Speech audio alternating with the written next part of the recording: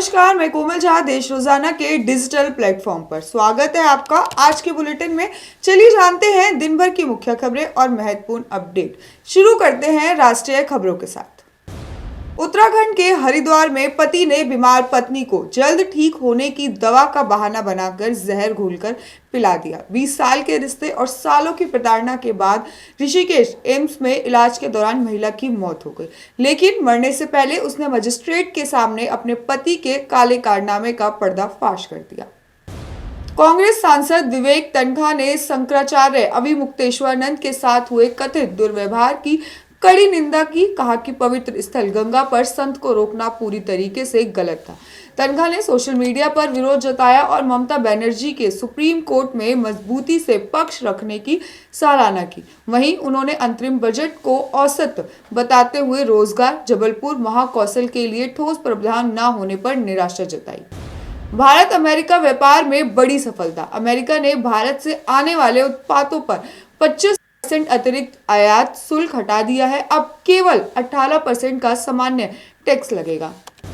7 फरवरी 2026 की सुबह 10:30 बजे से नई व्यवस्था लागू होगी। पहले से अमेरिकी पहुंचे या फिर वेयरहाउस में रखी खेपों को भी रिफंड मिलेगा। पीएम मोदी ने स्वागत करते हुए इसे मेक इन इंडिया और द्विपक्षीय संबंधों के लिए बड़ा सुधार बताया। किसानों, उद्यमी, एमएसएमई, स्टार्टअप, मछुआरों, महिला और युवाओं के लिए नए अवसर खुलेंगे। ओवैसी ने तेलंगाना के नगर निगम चुनाव से पहले निजामाबाद रैली में बयान देते हुए कहा कि भारत में मुस्लिम आबादी किसी भी हिंदू आबादी से अधिक नहीं है। 2025 और 30 साल के बाद देश की युवा आज़ादी बूढ़ी हो जाएगी और महंगाई बढ़ेगी। पीएम मोदी के रोजगार और कौशल प्रशिक्षण पर सवाल उठाए। आरएसएस के मोहन भागवत के 3 बच्चों के सुझाव पर भी तंज किया और साथ ही चीन सीमा मुद्दे पर मोदी सरकार की चुप्पी पर भी आलोचना की। प्रधानमंत्री नरेंद्र मोदी शनिवार को मलेशिया के 2 दिवसीय दौरे पर रवाना हो गए। पीएम मोदी ने कहा कि भारत और मलेशिया के बीच ऐतिहासिक संबंध में हाल के वर्षों में निरंतर प्रगति हुई है। उन्होंने कहा, मैं प्रधानमंत्री अनवर इब्राहिम के साथ अपनी चर्चाओं और हमारी व्यापक रणनीति साझेदारी को और मजबूत करने के लिए उत्साहित हूँ। उन्होंने कहा, लक्ष्य अपने रक्षा सुरक्षा संबंधों को गहरा करना है, अपनी आर्थिक नवाचार साझेदारी को बढ़ाना है, नए क्षेत्रों में अपने सहयोग का विस्तार करना है। ओला, उबर और रैपिडो जैसी राइड बेस्ड प्लेटफॉर्म से जुड़े गिग वर्कर्स ने आज देश भर में हड़ताल पर रहेंगे। ड्राइवर 6 घंटे तक ऑफलाइन रहेंगे। इस दौरान देश में ओला, उबर और रैपिडो सर्विस नहीं मिलेंगी। पीएफओ ने अपने करोड़ों सब्सक्राइबर्स के लिए एक सख्त चेतावनी जारी की है। ईपीएफओ ने साफ कहा है कि अगर कोई सदस्य पीएफ एडवांस निकालने के लिए झूठी जानकारी देता है तो उसे निकाली गई पूरी रकम ब्याज समेत वसूल की जाएगी और उस पर भारी जुर्माना भी लगाया जा सकता है। कानपुर देहात में एक बड़ा हादसा सामने आया। मुंडन संस्कार से लौट रहे 4 युवकों की कार अनियंत्रित हो गई और नहर में गिर गई, जिससे कि 3 युवक की मौके पर ही मौत हो गई, एक गंभीर रूप से घायल हो गया। केंद्रीय मंत्री किरण रिजिजू ने कहा कि कांग्रेस पर जनता का भरोसा नहीं, बयानबाजी राजनीतिक जमीनी से नहीं बनती। पीएम मोदी के नेतृत्व में विकास और डिजिटल प्रगति की सराहना की। बिहार विधानसभा में डिजिटल सशक्तिकरण पहल को ऐतिहासिक बताया। चलिए अब जान लेते हैं कुछ हरियाणा की खास खबरों के बारे में। रोहतक में एक कारोबारी को 5 करोड़ की रंगदारी और जान से मारने की धमकी दी गई। कारोबारी को रोहित गोदाला गैंग के नाम से व्हाट्सएप पर धमकी और 5 करोड़ रुपए की मांग की गई। पुलिस ने सुरक्षा बढ़ा दी है और साइबर सेल से धमकी देने वाले नंबर की जांच शुरू कर दी है। टोहाना में बाइक हादसा, ट्रक यूनियन के राकेश घायल। चंडीगढ़ रोड पर बाइक का संतुलन बिगड़ने से राकेश हवा में उछलकर गिर गए और गंभीर रूप से घायल हो गए। उनका निजी अस्पताल में इलाज चल रहा है। ट्रक यूनियन इलाज में मदद कर रही है। हरियाणा में जिला कैडर शिक्षकों के लिए ट्रांसफर शेड्यूल जारी, महिलाओं को मिलेगी प्राथमिकता।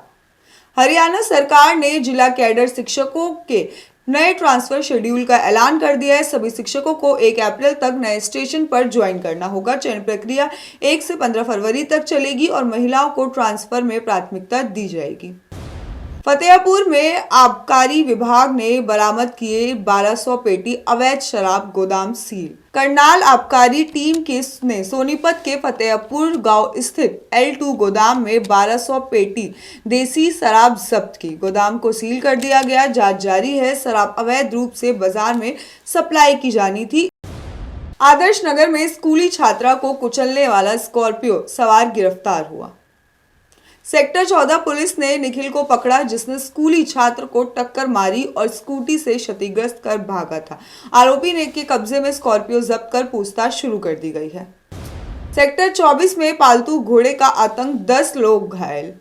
खुले घूम रहे पालतू घोड़े ने सेक्टर 24 में 10 लोगों को काटा, जिसमें से एक की पसली टूट गई, एक का हाथ घायल हुआ। घायल में 3 की हालत अभी गंभीर है, जिनका अस्पताल में इलाज चल रहा है। गुरुग्राम में 1003 एकड़ की ग्लोबल सिटी प्रोजेक्ट देश की सबसे ऊंची इमारत बनेगी। हरियाणा सरकार गुरुग्राम में ग्लोबल सिटी विकसित कर रही है, जिसमें कि multi modal connectivity, smart infrastructure और गगनचुंबी इमारत शामिल होगी। परियोजना में निवेश, रोजगार और पर्यटन को बढ़ावा मिलेगा। इसी के साथ इमारत एयरपोर्ट की सुरक्षा मानकों के अनुसार बनाई जाएगी। गुरुग्राम में मां ने नवजात को सीमेंट के कट्टे में फेंका। DLF फेज 4 में राहगीर में नवजात बच्चों को रोते हुए पाया गया, जिसमें पुलिस को सूचना दी। बच्चा अस्पताल में भर्ती है। पुलिस ने मामला दर्ज कर जांच शुरू कर दी है। जिंद सोनीपत में हाइड्रोजन ट्रेन का पहला ट्रायल सफल, जल्द शुरू होगी नियमित सेवा। देश की पहली और विश्व की सबसे लंबी हाइड्रोजन ट्रेन की तकनीक ट्रायल जिंद में भनबेवा के पास सफल रहा। अगले चरण में ट्रैक ट्रायल के बाद फरवरी के अंत तक ट्रेन नियमित रूप से जिंद सोनीपत रूट पर चल सकती है। हरियाणा कर्मचारी चयन आयोग ने 3/2026 पदों के लिए ऑनलाइन आवेदन शुरू किए। अभ्यर्थी 6 से 20 फरवरी तक रात 12 बजे से पहले तक आवेदन कर सकते हैं। स्टेनोग्राफी स्किल टेस्ट में उत्तीर्ण व वीरता के पात्र होंगे, जिसमें कि सिख अभ्यर्थी को किरपान और विवाहित महिलाओं को मंगलसूत्र परीक्षा केंद्र में लाने की अनुमति होगी।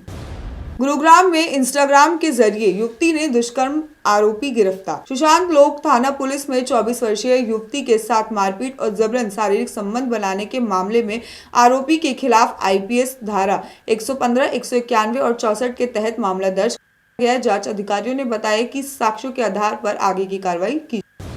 चलिए जानते हैं अब कुछ अंतर्राष्ट्रीय खबरों के बारे में। पाकिस्तान की राजधानी इस्लामाबाद के जुम्मे की नमाज के दौरान सिया मस्जिद में हुए धमाके के बाद दर्जनों लोग मारे गए, लगभग 170 घायल हुए। ISIS ने अपने टेलीग्राम चैनल पर हमले की जिम्मेदारी ली है और पाकिस्तान में आतंकवाद की बढ़ती गतिविधियों का संकेत दिया है।